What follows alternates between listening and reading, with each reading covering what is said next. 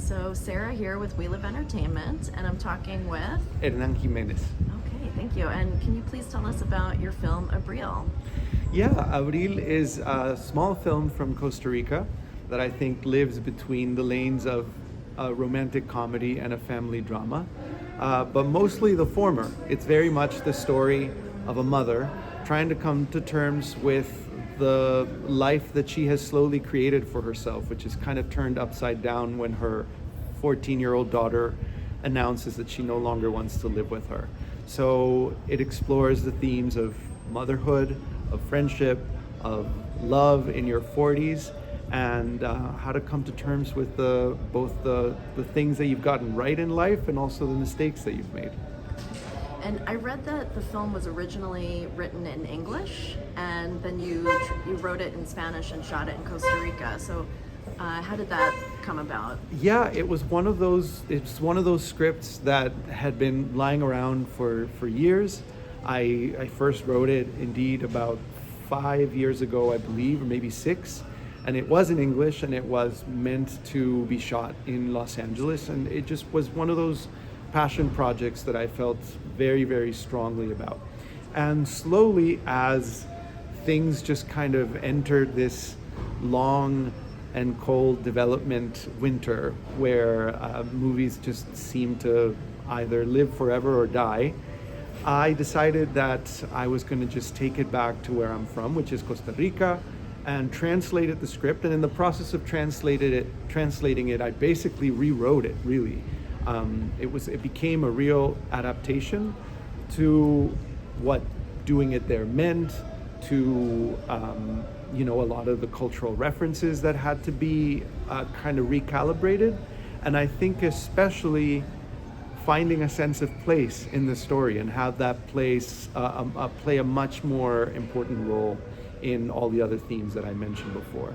Interesting. Yeah, they say the best writing is rewriting, so it's cool you got the opportunity to do that. Exactly. It forced me to re-examine the script scene by scene and have to make sense of what I had written, not only in a new cultural or geographic context, but also in an emotional one, because I was placing the story back in a place that means a lot to me, where all my family lives, and that had all these other sort of things I had to decode in order to tell this story truthfully in a local way down in Costa Rica.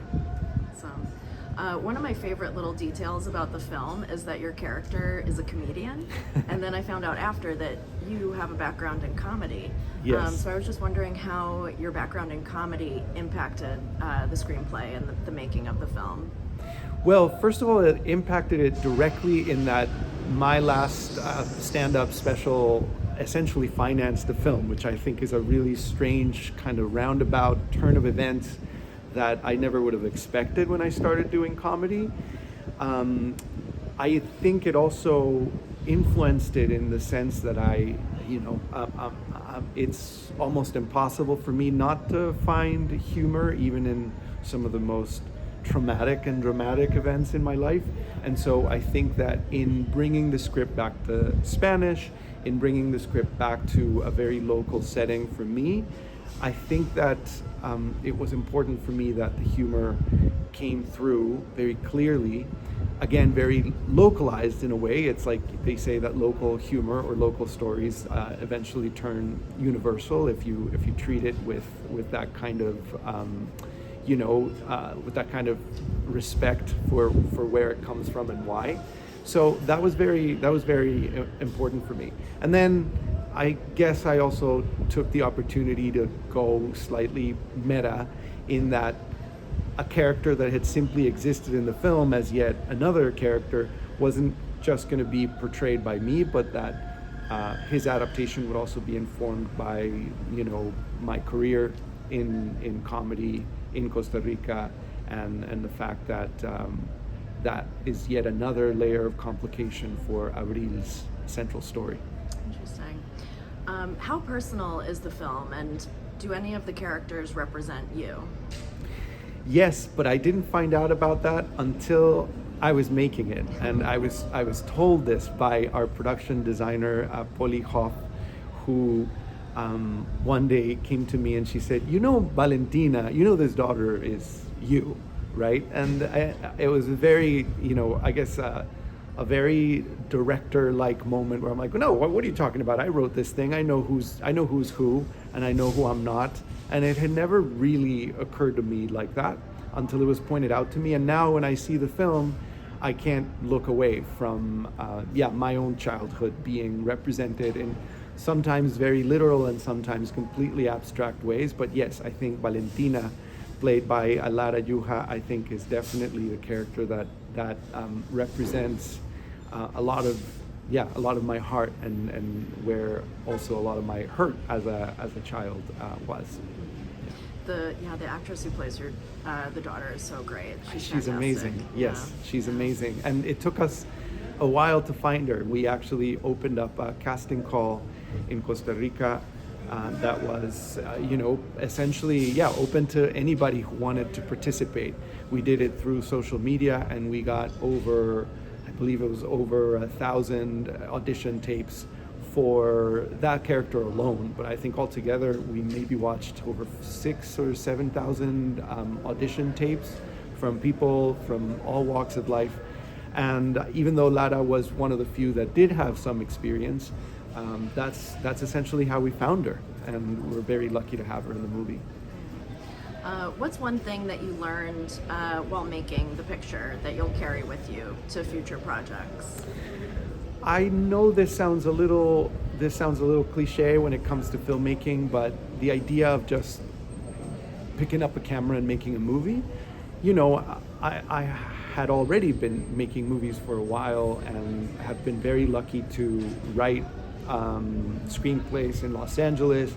But I think it was a lot of what fueled the initial impulses of making this movie was the frustration of needing to make more, of reminding myself that directing is a muscle and that it can easily get atrophied.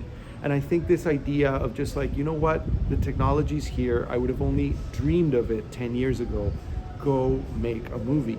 And this is a testament to, what can happen, I think, when you just do that.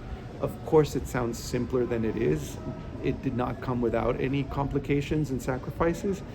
But I learned that if you, and please excuse the cheese here, but honestly, if you pour enough love into a project like this and you surround yourself with the right people, something special will come out the other end, even if it's not the best movie in the world. But I think the heart will come through. Yeah, that's not cheesy at all. I think it's true. So who are your biggest influences growing up? They could be like filmmakers, writers, comedy heroes. Who did you love growing up?